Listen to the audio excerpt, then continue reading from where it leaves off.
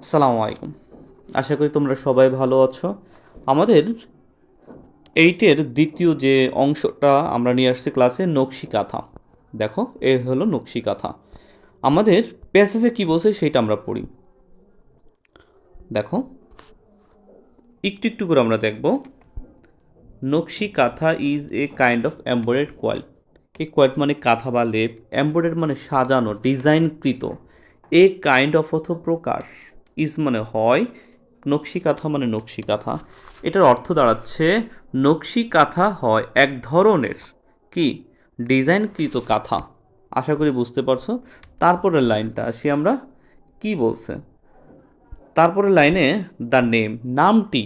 দেখো নেম মানে নাম, দ্য মানে টি নামটি, ওয়াজ হ্যাঁ ছিল, টেকেন ফ্রম দ্য বাংলা, অর্থাৎ ওয়াজ টেকেন মানে নেওয়া হয়েছিল, ফ্রম থেকে বাংলা, কোথা থেকে, বাংলা কি ওয়ার্ড, বাংলা ওয়ার্ড থেকে কি এই নকশিকাঁথা শব্দটি নেওয়া হয়েছে।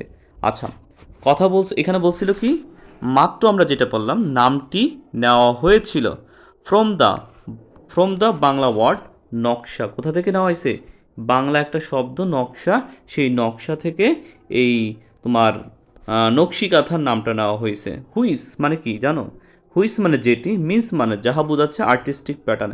এই হুইস দিয়ে নকশি কাঁথাকে বোঝা, নকশাকে বোঝাচ্ছে, ওই হুইস দিয়ে কাকে বোঝাচ্ছে, নকশাকে বোঝাচ্ছে। নকশা মিন্স আর্টিস্টিক প্যাটার্ন, নকশা বলতে বোঝাচ্ছে শিল্প সংশ্লিষ্ট জিনিস, অর্থাৎ যেটি বোঝায় শিল্প সংশ্লিষ্ট নকশা। তার পরবর্তী আসি, ইট মানে ইহা, ইজ মানে হয়, এ কাইন্ড অফ মানে প্রকার, ট্রেডিশনাল মানে ঐতিহ্যগত, ক্রাফট মানে কি। আচ্ছা, এখানে বোঝাচ্ছে ক্রাফট দিয়ে হস্তশিল্প, অ্যান্ড এবং ইজ হয়, ইজ হয়। আচ্ছা এতটুকু আমরা একটু পড়ি। It is a kind of traditional craft, এটা এক ধরনের ঐতিহ্যগত কি হস্তশিল্প, and it is said to be, দেখো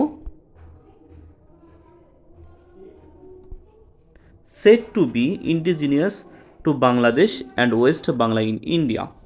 এটার অর্থ দাঁড়াচ্ছে যে দেখো ইহাকে বলা হয়, অ্যান্ডের পরে ওই পাশে যে অ্যান্ড ছিল আমাদের, দেখো ওই পাশে যে অ্যান্ড ছিল, এই যে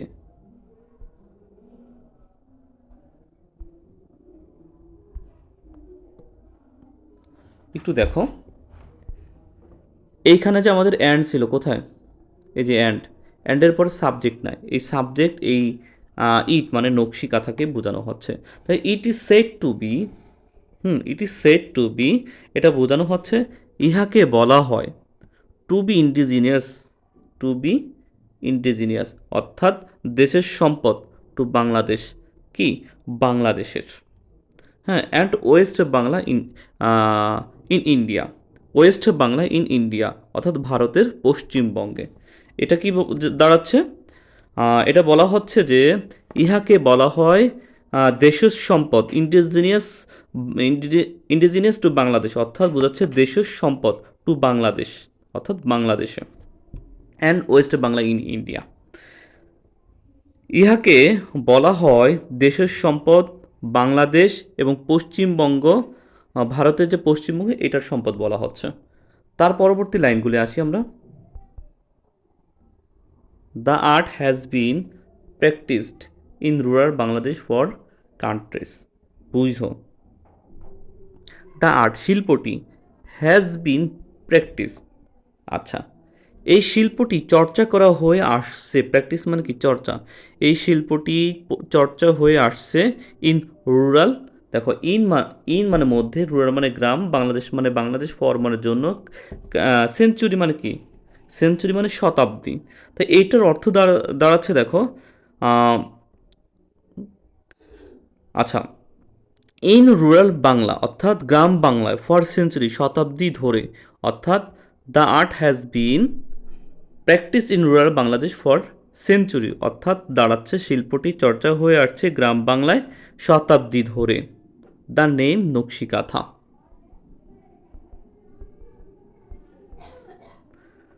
দ্য নেম নকশিকাঁথা, নামটি নকশিকাঁথা বিকেম হয়েছে পপুলার, নকশিকাঁথা নামটি পপুলার হয়েছে আফটার মানে পরে, পয়েট মানে কবি, জসিমউদ্দিন পয়েম, জসিমউদ্দিনের কবিতা নকশি কাঁথার মাঠ, হ্যাঁ, ওয়াজ পাবলিশড ইন, কত পাবলিশড মানে প্রকাশিত, ইন কত 1929 সাল, অর্থাৎ 1929 সালে প্রকাশিত নকশি কাঁথার মাঠ, কবি নজরুলের আম, কবিতা নকশি কাঁথার মাঠ পাবলিশড হয়েছিল 1929 সালে, অর্থাৎ প্রকাশিত হওয়ার পরে, আফটার মানে কি পরে, মানে এই যে বোঝাচ্ছে কবি জসিমউদ্দিনের কবিতা নকশিকাঁথার মাঠ 1929 সালে প্রকাশিত হওয়ার পরে, হ্যাঁ, হওয়ার পরে the name Nakshi Kantha become popular, অর্থাৎ এই কবিতা প্রকাশিত হওয়ার পরে এই কাঁথাটা খুবই জনপ্রিয় হয়ে উঠেছে। আচ্ছা, পরে আসি।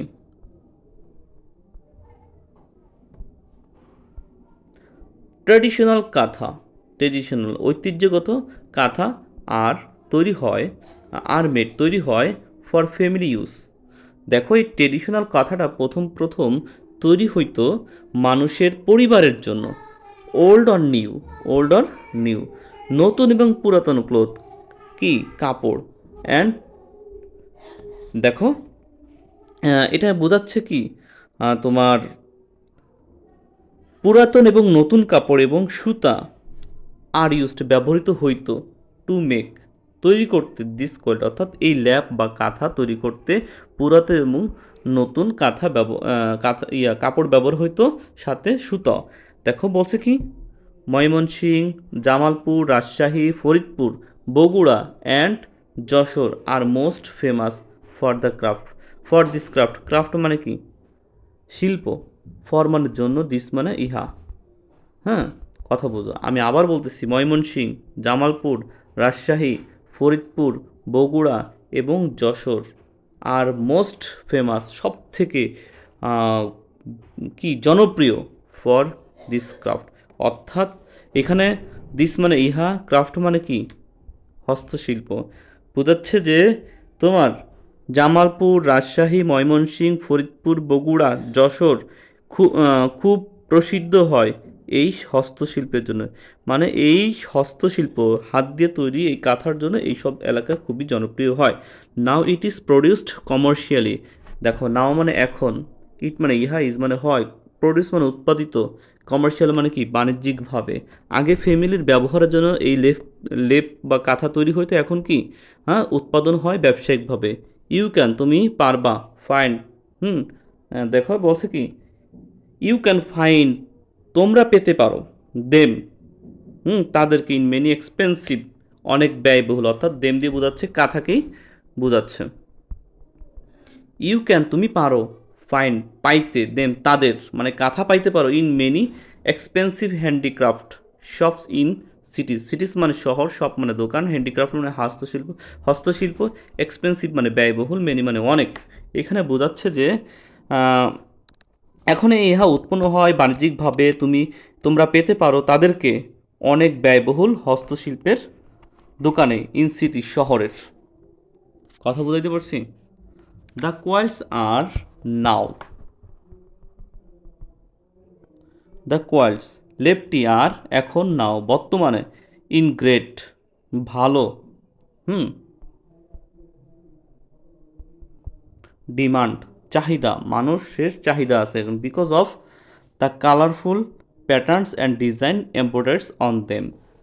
আমি বলি দেখো নাও এখন, ইন গ্রেট ডিমান্ড, ডিমান্ড মানে চাহিদা, গ্রেট মানে ভালো, মানে অনেক চাহিদাপূর্ণ, বিকজ অফ অর্থ কারণে, বিকজ অফ অর্থ কি কারণে, যে বিকজ অফ অর্থ কারণে, তারপর বলছে কি দ্য কালারফুল প্যাটার্নস চমকপ্রদ নকশার, অ্যান্ড ডিজাইন এমব্রয়ডারি এবং অ্যান্ড দিয়ে এবং ডিজাইন এমব্রয়ডারি অর্থাৎ অলঙ্কৃত নকশার অন দেম তাদের, তাহলে দাঁড়াচ্ছে কি ভালো করে দেখো কাঁথাগুলোর এখন অনেক চাহিদা, কারণ তাদের উপরে চমকপ্রদ নকশা বা অলঙ্কৃত নকশা করা হচ্ছে, বিভিন্ন কালারফুল সুতা ব্যবহার করে বিভিন্নভাবে ফুটিয়ে তোলা হচ্ছে। হুম, তারপরে আসি আমরা, আমাদের তো শেষই, তারপরে কি কিছুই নাই, তাহলে কি বুঝতে পারছো আশা করি।